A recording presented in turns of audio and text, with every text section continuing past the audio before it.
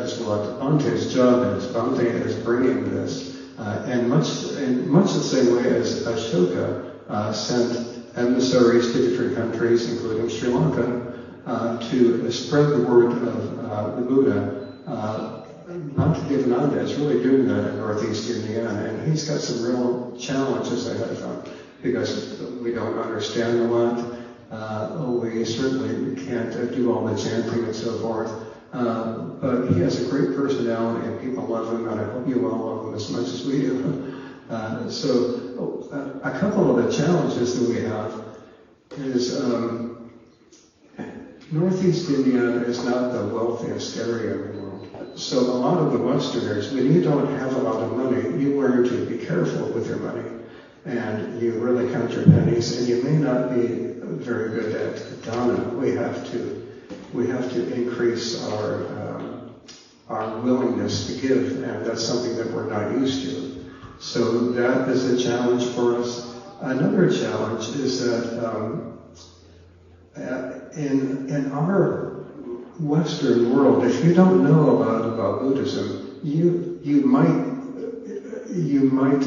think that some things are Buddhist that are not. There's a lot of New Age sort of stuff out there, and I don't think there's anything wrong with that. But people often mix that together with Buddhism, and they're kind of diluting it a little bit. And so again, Bhante's job is to teach us the right way. Whenever Buddhism moves into a new area of the world, it adapts and it changes a little bit, and that's inevitable. So one of the real thrills about this, about living in this time, is that this is new to us, and we can. It's going to take on some kind of form in America that it doesn't anywhere else. But it's very, very important that we get this right. So again, my talk is going to be very brief. I really love the temple a lot. We're involved in a lot of community events. In July, we have a big festival in Fort Wayne, and we are part of the Three Rivers Festival parade, which winds through downtown Fort Wayne and is lined with really thousands of people. And so we're really getting the message out there that we're here. And we get a lot of people that come and visit us because of that. So we also take part in various other things in the community.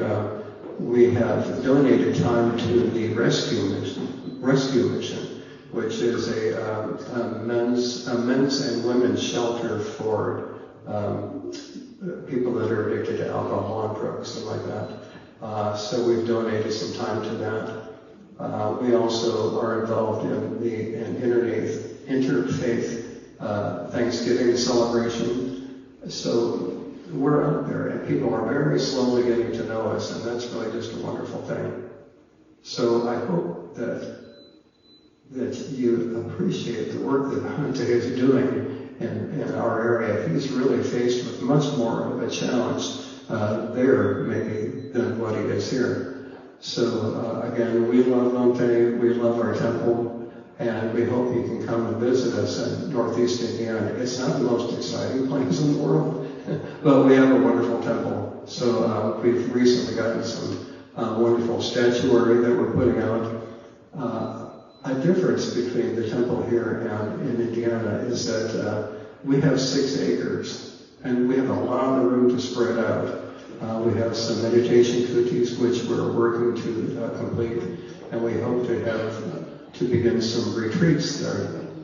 So 6 acres in Los Angeles, I think, would make us all multi-millionaires. So it's a little different than what it is here. So does anybody have any questions or anything about our temple or about Indiana in general? Well, once again, I'm very proud of our temple. I'm very proud of Bhante. It's going to take me several lifetimes to reach enlightenment, but I'm glad that Bhante has put me on a path, and a lot of people feel that same way. So thank you very much, Bhante. And I think that's all I have to say. Thank you.